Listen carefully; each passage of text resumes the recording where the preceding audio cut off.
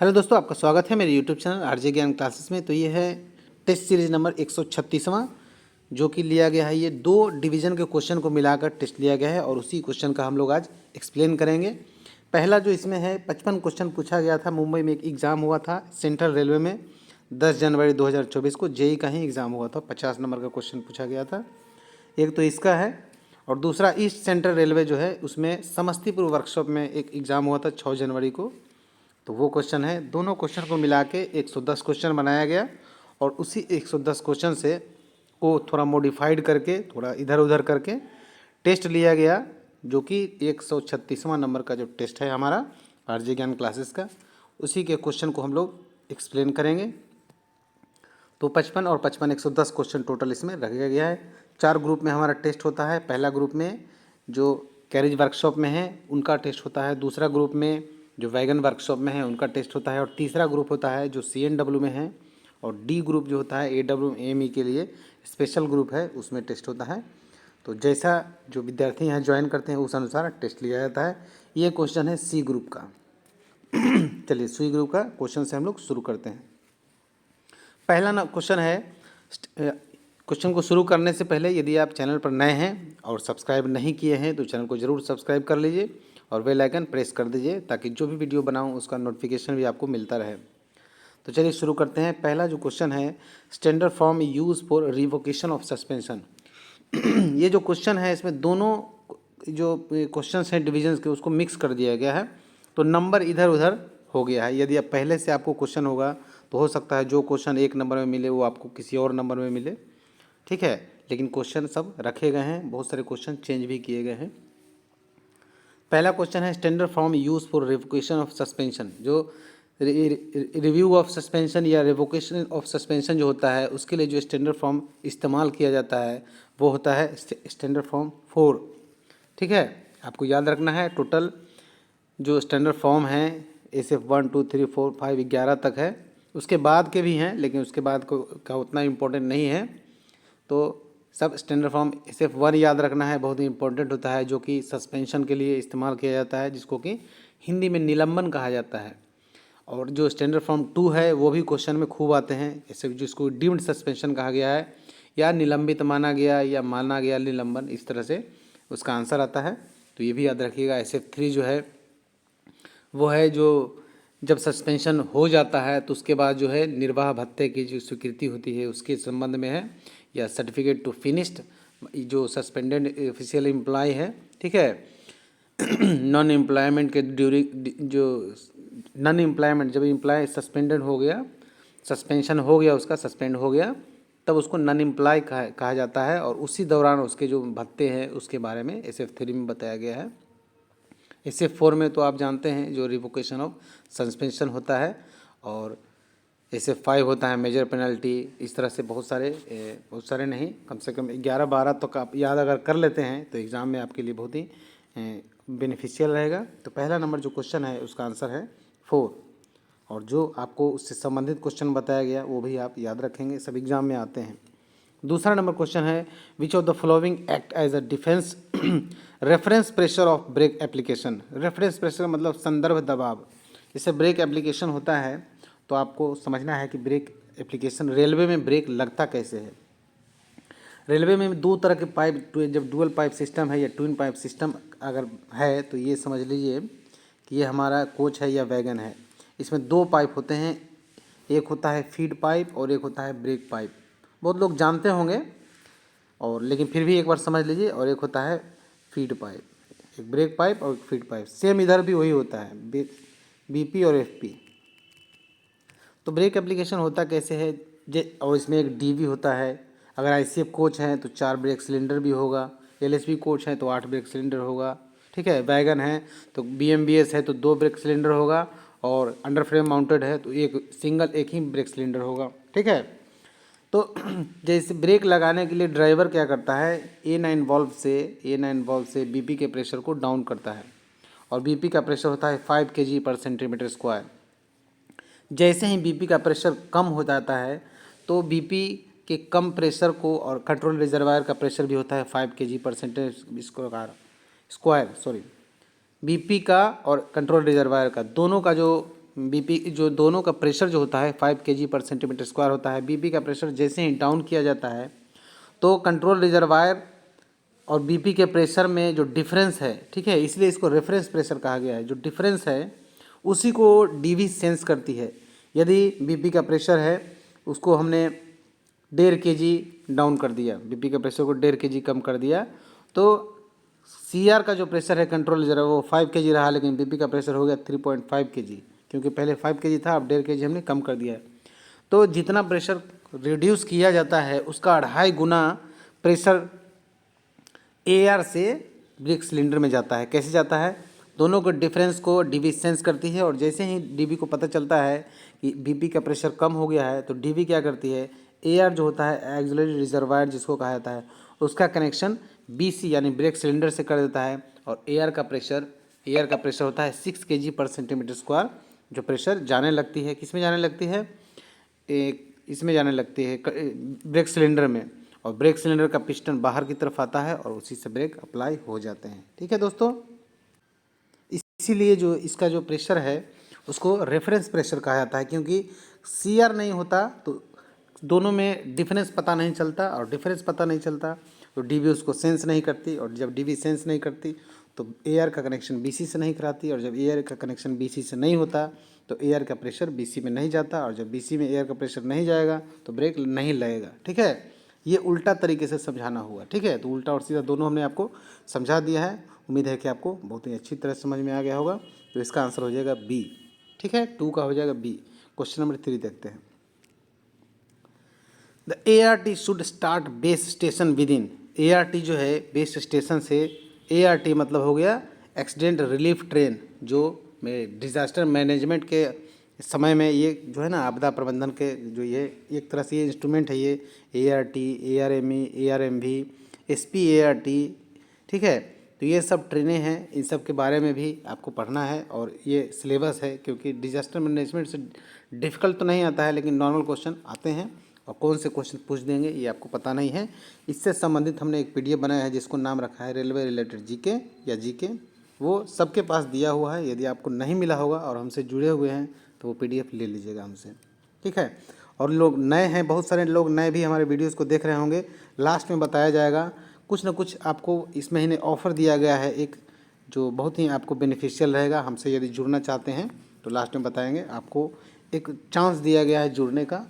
बहुत सारे लोगों का इनकम टैक्स में इस बार पैसे कट गए हैं, तो बहुत लोग मैसेज किए हैं कि सर मेरा इनकम टैक्स में बहुत सारे पैसे कट गए हैं, किसी का 10,000, किसी का बहुत सारा, तो उनको भी जुड़ना है और पैसे नहीं हैं, तो उनके लिए हम कुछ ऑफ़र लेके आए हैं, और आप लास्ट में देखिएगा, बताएंगे। चलिए, तो दिन में अगर निकलने का है बेस स्टेशन से ART कहीं जाना है, ठीक है, तो दिन में इसका टाइम है 30 मिनट और रात में इसका टाइम है 45 मिनट। ठीक है, दिन में इसका 30 मिनट है। ठीक है, तो 3 नंबर जो क्वेश्चन है इसका आंसर हो जाएगा डी। और यही रात में अगर होता तो होता ये 45 मिनट्स। चलिए आगे देखते हैं क्वेश्चन नंबर 4।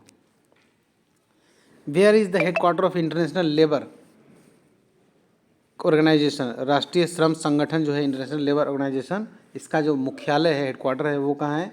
जिनेवा और स्विट्ज़रलैंड। जिनेवा या स्विट्ज़रलैंड, जहाँ स्विट्ज़रलैंड है वही जिनेवा है, तो वही इसकी राजधानी है। अगला नंबर जो क्वेश्चन है, when the first ICC cricket world cup played. पहला ICC क्रिकेट वर्ल्ड कप कब खेला गया था? आपको याद होगा, अगर क्रिकेट के बहुत बड़े शौकीन होंगे, छोटे भी होंगे तो पता होगा, 1975 में खेला गया था। छठा नंबर क्वेश्चन है, the average coefficient of friction composite brake block. ये भी बहुत सारे एग्जाम में आया हुआ क्वेश्चन है, नॉर्मल क्वेश्चन है। इसका होता है 0.25। ठीक है, तो 6 का हो जाएगा बी, और 5 का हमने बताया बी। ठीक है, आगे देखते हैं question number 7। What is the period of IOH and POH in months of departmental coach. IOH और POH अगर डिपार्टमेंटल कोच का, ART का, ARME का अगर होता है तो वो पहले अलग था, अब इसमें चेंज किया गया है। अब जो है IOH होंगे 48 मंथ्स पर, POH होंगे 48 मंथ्स पर, और IOH होंगे 12 मंथ्स पर। ठीक है, तो इसका 7 का आंसर हो जाएगा सी। आगे देखते हैं question number 8। In photosynthesis which gas is released by green planets. प्रकाश जब संश्लेषण जब होता है, तो आपने बचपन में ही पढ़ा होगा कि जो प्रकाश संश्लेषण के दौरान ऑक्सीजन, ये जो हरे पौधे होते हैं वो कार्बन डाइऑक्साइड छोड़ते हैं और ऑक्सीजन लेते हैं, ठीक है। ये कार्बन डाइऑक्साइड लेते हैं और ऑक्सीजन छोड़ते हैं, इसीलिए तो इसको बनाया गया है। पेड़ पौधे को ज़्यादा लगाने के लिए प्रेरित किया जाता है कि जो वातावरण में कार्बन डाइऑक्साइड है जो हमारे लिए हानिकारक है उसको ले लेता है और वहाँ से सुंदर बहुत ही अच्छा ऑक्सीजन सबको देता है, ताकि जो है इंसान बहुत ही स्वस्थ रहे। तो 8 का हो जाएगा ए। आगे देखते हैं, याद रखिएगा, ऐसा बोलने से याद हो जाता है, ठीक है, ऐसा इसलिए बोला जाता है। चलिए क्वेश्चन नंबर 9 देखिए। The property of material to be drawn into wires is called. Wire है और उसको खींचने में जो होता है मटेरियल, खींच के उसको जो है लंबा खींचने के बाद उसमें एक खिंचाव आ जाए, ठीक है, तो इस गुण को क्या कहा जाता है, ठीक है, इस गुण को क्या बोला जाता है, यही आपसे पूछ रहा है। तो डक्टिलिटी, ठीक है, डक्टिलिटी कहा जाता है। चलिए आगे देखते हैं question number 10। What defect is detecting UST test. UST का मतलब हो गया अल्ट्रासोनिक टेस्ट। जो अल्ट्रासोनिक टेस्ट होता है उसमें क्या होता है, इंटरनल क्रैक, जैसे एक्सल है, ठीक है, व्हील है, या जो बोगी के जो फ्रेम हैं वो सब जो इस यूएसटी से चेक किया जा सकता है। तो इसको इंटरनल क्रैक, अंदर से कोई क्रैक अगर आ गया है तो तरंग के माध्यम से चेक किया जाता है। तो ये है ए, इसका आंसर हो जाएगा इंटरनल क्रैक, ठीक है। और डीपीटी जो होता है डाई पेनिट्रेंट टेस्ट, उससे सरफेस क्रैक चेक होता है। 10 का हो जाएगा ए। आगे देखते हैं question number 11। Permissible luggage allow, luggage rule भी आपको पढ़ना है। कुछ लगेज रूल भी है, जैसे आप ट्रेन पर यात्रा करते हैं तो उस समय आपको कितना लगेज ले जाने के लिए आवश्यकता है। ऐसा नहीं है कि 20-25 बैग ले लिया, आप सबका सीट हड़प लिया, ठीक है, ऐसा नहीं। इसलिए इसका रूल बनाया गया है कि यदि कोई आदमी स्लीपर में ट्रेवल कर रहा है तो वो उसको 40 केजी अलाउड है, लेकिन और परमिसिबल भी, एक परमिसिबल होता है, एक फ्री होता है। एक होता है कि परमिसिबल मतलब फ्री अलाउंस, और एक होता है फी पेड करके परमिसिबल अलाउड। तो एसी स्लीपर क्लास में कोई ट्रेवल कर रहे हैं तो 40 केजी फ्री अलाउंस है और परमिसिबल भी 40 केजी है। उसी तरह यदि एसी 3 में है तो 40 केजी परमिसिबल है, स्लीपर में 40 केजी, ठीक है, फ्री अलाउंस। उसके बाद परमिसिबल है, आपको लिख देता हूँ, स्लीपर यदि क्लास है तो फ्री में आपको 40 केजी तक ले जाते हैं तो किसी प्रकार के चार्ज नहीं है, लेकिन 80 केजी तक ले जा सकते हैं चार्जेबल के साथ, ठीक है। उसके बाद यदि एसी 3 में है तो फ्री अलाउंस जो है एसी 3 में 40 केजी है, और उसके बाद 40 केजी ही है, मैक्सिमम परमिसिबल इतना ही है, इससे ज़्यादा आप नहीं ले जाते हैं। यदि सेकंड एसी 2 में है, 2 टायर में है, तो 50 केजी होगा फ्री, और उसके बाद 100 केजी हो जाएगा परमिसिबल। उसके बाद फर्स्ट क्लास एसी फर्स्ट में है, एसी 1 में है, तो 70 केजी तक आप फ्री ले जाते हैं सामान। उसके बाद परमिसिबल है 150 केजी। उसके बाद अगर सेकंड क्लास जो जनरल क्लास बोला जाता है उसमें 35 केजी है और 70 केजी तक परमिसिबल है। इतना आपको याद रखना है और इसमें से कोई भी क्वेश्चन आ जाते हैं। चलिए आगे देखते हैं क्वेश्चन नंबर 12। तो इसका हिसाब से 11 नंबर जो क्वेश्चन है उसका आंसर जो हो जाएगा वो हो जाएगा सी, ठीक है, 70 केजी, क्योंकि सेकंड क्लास पूछ रहा था और सेकंड क्लास में परमिसिबल पूछ रहा था। तो मिनिमम है फ्री अलाउंस है 35 केजी और परमिसिबल है 70 केजी, तो इसका आंसर सी हो गया। क्वेश्चन नंबर 12 देखिए। स्कर्वी डिजीज इज काउ due to the deficiency of. Scurvy जो डिजीज होता है वो किस कारण, किस विटामिन की कमी से होता है। तो स्कर्वी जो होता है सी की कमी से होता है, विटामिन सी, ठीक है। तो स्कर्वी रोग जो है विटामिन सी की कमी से होता है, तो इसका आंसर हो जाएगा सी। क्वेश्चन नंबर 13 देखिए। Which city is not headquarter of 2 railway zone. एक ऐसा सिटी है जो 2 रेलवे जोन का मुख्यालय नहीं है। तो 2 जो रेलवे जोन का मुख्यालय है वो कौन सा सिटी नहीं है, यही आपसे पूछ रहा है, ठीक है। तो आपको याद रखना है कि जो मुंबई है उसमें 2 रेलवे हेडक्वार्टर के जोन है, एक है वेस्टर्न रेलवे का और एक सेंट्रल रेलवे का, तो मुंबई तो नहीं होगा। कोलकाता है वो है ये ईस्टर्न रेलवे का, और एक तो साउथ ईस्टर्न रेलवे का और ईस्टर्न रेलवे का, दोनों का मुख्यालय है वो कोलकाता है। तो इसका आंसर हो जाएगा बी। बी जो है किसी रेलवे जोन का मुख्यालय नहीं है, तो इसका आंसर हो जाएगा बी। आगे देखते हैं question number 14। Lateral movement of wheel are controlled by. जो पहिए की जो लेटरल मूवमेंट होता है वो कैसे कंट्रोल होता है यही आपसे पूछ रहा है, तो होता है एक्सेल गाइड। आगे देखते हैं question number 15। The rate of air leakage in single car test rig should not be more than. अगर सिंगल कार टेस्ट rig हो रहा है तो लीकेज कितना से ज़्यादा नहीं होना चाहिए, तो 0.2 kg/cm² पर मिनट से ज़्यादा नहीं होना चाहिए। ठीक है, 20% भी इसको कहा जाता है कि 20% से ज़्यादा लीकेज नहीं होना चाहिए। आगे देखते हैं क्वेश्चन नंबर 16। 1 किलो का 20% 2 होता है। Check valve with choke allows air flow. Check valve उसी को कहा था जो नन रिटर्न वॉल्व जो होता है, जो कि फीड पाइप और एआर के बीच में लगा रहता है, उसी को चेक वॉल्व या नन रिटर्न वॉल्व कहता है। वो क्या करता है, चेक वॉल्व विथ एक अलाउ करता है कहाँ से, एआर से एफपी में जाने के लिए अलाउ करता है, एफपी टू एआर। ठीक है, तो इसका आंसर जो हो जाएगा वो हो जाएगा C, FP to AR. Check valve with choke allow air from from FP to AR. हाँ, फीड पाइप से एआर में जाता है लेकिन ये वापस नहीं आ सकता है। ठीक है, एआर टू एफपी नहीं होगा, यही आपको समझाना था। तो क्वेश्चन नंबर 16 जो है उसका हो जाएगा सी। क्वेश्चन नंबर 17 देखिए। The least count of micrometer. Micrometer का जो लीस्ट काउंट होता है वो 0.01 होता है, तो 17 का हो जाएगा डी। 17 नंबर क्वेश्चन का डी। आगे देखते हैं question number 18। Cubic metre is equal to. Cubic metre किसके बराबर है, क्यूबिक मीटर मतलब घन। ठीक है, घन मीटर 1000 लीटर के बराबर है। तो 18 नंबर क्वेश्चन है, इसका आंसर हो जाएगा बी। 19 नंबर देखिए। राउंड करना है, मतलब राउंड फिगर करना है, 3.864 है, तो किसी भी संख्या के बाद जो पॉइंट है उसके बाद ज़्यादा अंक आने लगे तो उससे एक और अधिक कर दिया जाता है सिर्फ। ठीक है, 3.8 है तो 3.9 कर देंगे, इसका हो जाएगा सी। क्वेश्चन नंबर 20 देखिए। To protect vertical sliding between engine and power car the device is known as. जो इंजन और पावर के पास जो वर्टिकल रेस्ट्रिक्टर लगाया जाता है उसको रेस्ट्रिक्टर कहा जाता है। इस तरह का इसका रहता है ऐसे, एक और वीडियो में हमने बताया था। तो क्या करता है, इंजन और पावर के जो है बीच का जो कपलर है उसके उसी में ये लगाया जाता है। तो क्या होता है कि ना तो ऊपर जा पाता है कपलर, ना नीचे आ पाता है। इससे क्या है कि ट्रेन पार्टिंग होने का भी खतरा नहीं होता है, तो इसी को रेस्ट्रिक्टर कहा जाता है। 20 नंबर क्वेश्चन का हो जाएगा सी। आगे देखते हैं question number 21। When fraction is which fraction is note same. देखिए 27 है और ये 54 है, 27 और 54 है, तो क्या है ये इसका डबल है, 27 का डबल है, तो 1938 ये भी डबल है, 1 और 2 भी डबल है, और 46 92 भी एक दूसरे का डबल है, लेकिन ये क्या है ट्रिपल है, तो यही इसका आंसर हो जाएगा ए। आगे देखते हैं question number 22। Ratio of volumes of a cylinder and cone having the same radius and height is.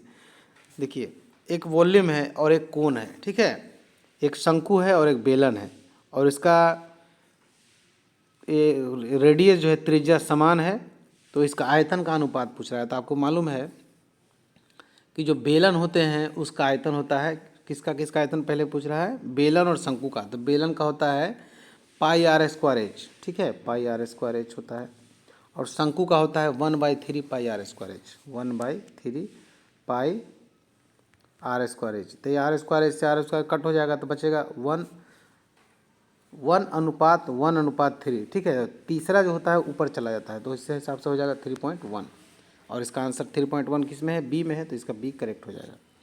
बहुत ही आसान सा क्वेश्चन है। A dice is rolled once, what is the probability of getting an even number. किसी किसी exam में probability से भी questions आते हैं, तो वो भी आपको पढ़ना है। देखिए इस तरह के क्वेश्चन अगर प्रोबेबिलिटी से आते हैं तो पहले देखना है क्या कि एक डाइस में डाइस पूछा जाता है तो 6 होते हैं डाइस। आपने लूडो खेला होगा तो उसमें देखा होगा कि 6 तरह के अंक उसमें आ सकते हैं, ठीक है। लेकिन इसमें क्या पूछ रहा है, इवन नंबर। इवन नंबर तो 3 ही होगा, 2, 4 और 6, तो टोटल नंबर इवन कितना हो गया 3। लेकिन टोटल नंबर कितना है 6, तो इसकी संभावना कितना है, हाफ चांस है, तो 1/2 है ऑप्शन नंबर बी, यानी कि 23 का हो जाएगा बी। आगे देखते हैं question number 24। The function of return spring provide in A brake cylinder. Brake cylinder के अंदर जो रिटर्न स्प्रिंग रहता है उसका फंक्शन क्या होता है, यही आपसे पूछा जा रहा है। तो उसका जो फंक्शन होता है वो होता है रिटर्न स्प्रिंग का, वो होता है to push the piston inside the cylinder, यानी कि बी नंबर ऑप्शन इसका करेक्ट होगा, बी नंबर। आगे देखते हैं क्वेश्चन नंबर इसका बी हो जाएगा। 25 नंबर देखिए, who is the considered to be a father of computer. इसको तो बच्चा जानता है कि चार्ल्स बेबेज जो थे वो फादर ऑफ कंप्यूटर थे, ठीक है। तो 25 का हो जाएगा सी। क्वेश्चन नंबर 26 देखिए, wind velocity is measured using. हवा का वेग किसके द्वारा मापा जाता है? तो विंड वेलोसिटी जो है एनीमोमीटर से मापा जाता है। 26 का हो जाएगा डी।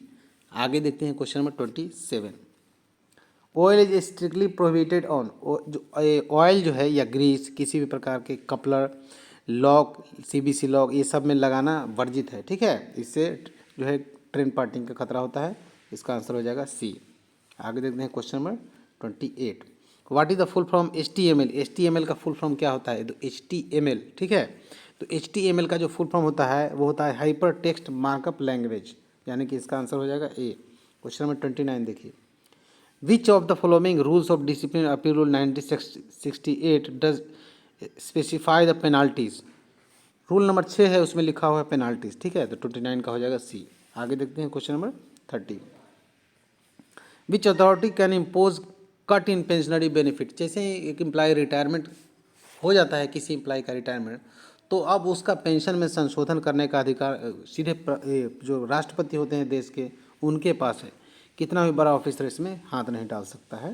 तो 30 का हो जाएगा ए। क्वेश्चन नंबर 31 देखिए, details of railway board budget, ठीक है, एलोकेशन आर प्रोवाइडेड इन। जो रेलवे बोर्ड बजट का जो डिटेल्स एलोकेशन जो होता है, आवंटन जो होता है, वो किस बुक में दिया गया, यही आपसे पूछा जा रहा है। तो होता है पिंक बुक, ठीक है। आगे देखते हैं question number 32, which demand grant cover the expenditure on repair and maintenance of carriage and wagon. तो ये जो है डिमांड से क्वेश्चन है, ठीक है। तो इसका हो जाएगा ग्रांट नंबर 6।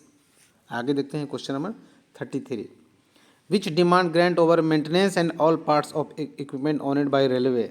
तो ये हो जाएगा जो पूछ रहा है कि प्लांट्स ऑन इक्विपमेंट से रिलेटेड है। तो ये जो होगा वो होगा ग्रांट नंबर 7 हो जाएगा, ग्रांट नंबर 7, ठीक है। इसमें जो ग्रांट नंबर 7 है,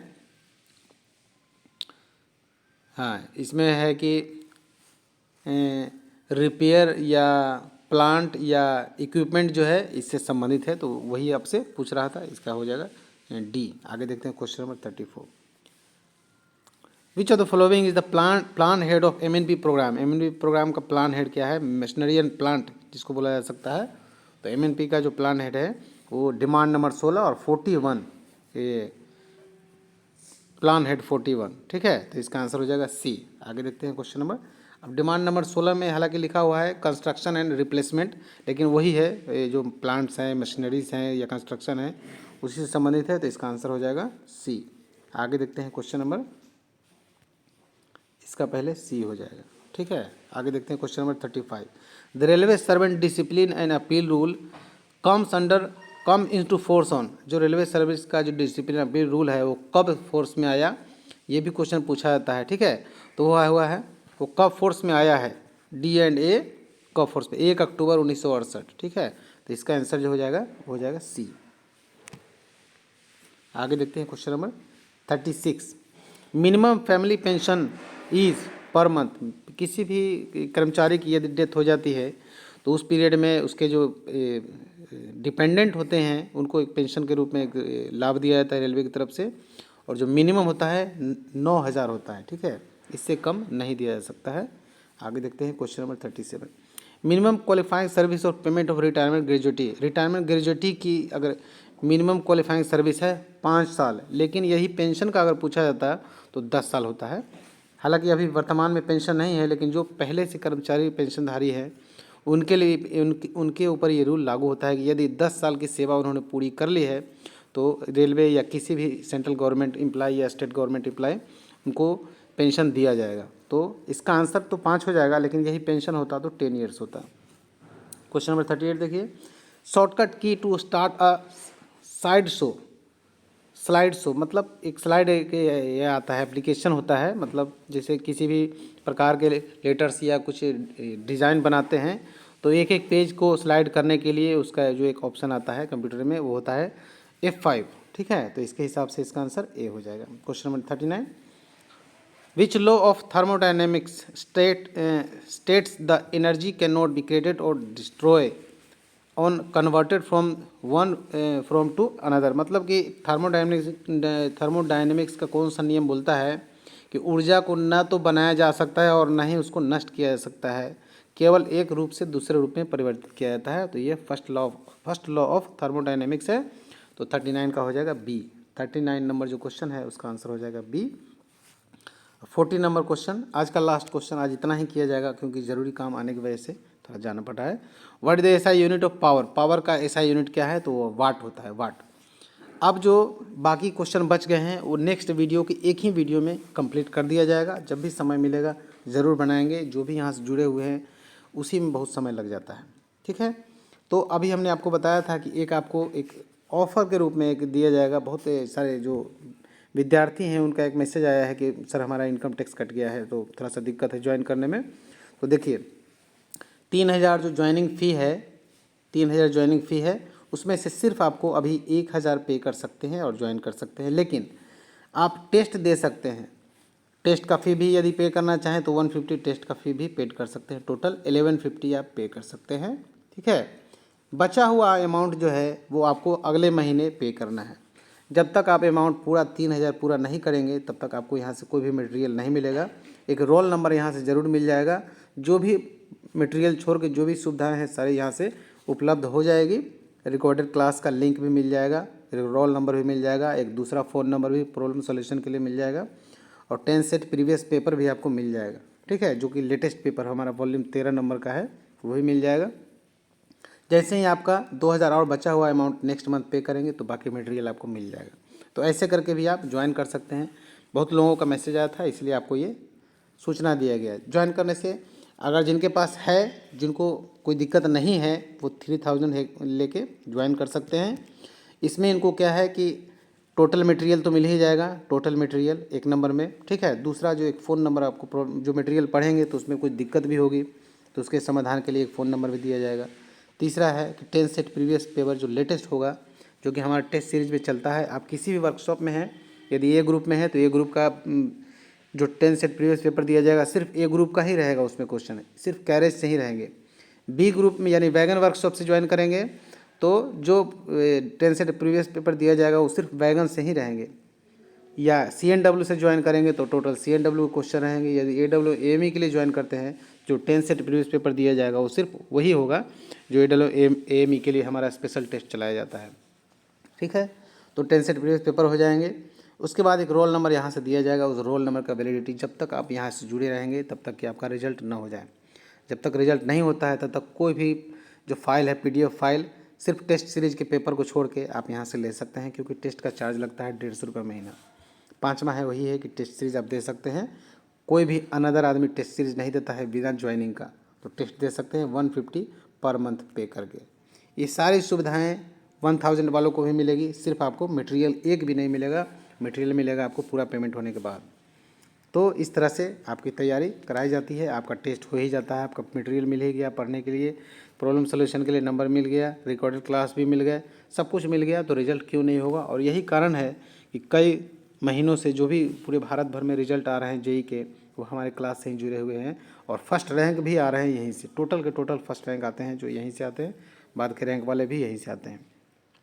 तो देर ना करिए, तुरंत ज्वाइन कीजिए और टेस्ट सीरीज भी ज्वाइन कीजिए। निश्चित सफलता आपको ज़रूर मिलेगी। ठीक है दोस्तों, धन्यवाद।